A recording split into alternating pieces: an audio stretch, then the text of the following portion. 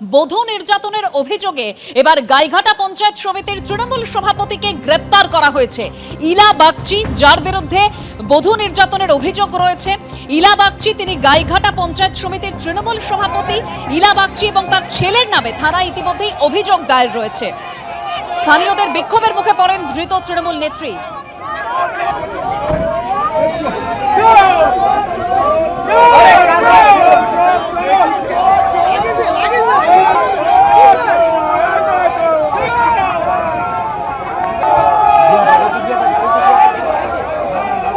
গাইঘাটা তৃণমূলের যে পঞ্চায়েত সমিতির সভাপতি রয়েছেন তাকে ইতিমধ্যেই গ্রেপ্তার করা হয়েছে। ইলা বাগচি, তাকে যখন বের করা হচ্ছিল ঠিক সেই সময় ডিম ছোড়া হয়। বিক্ষোভ দেখান স্থানীয়রা।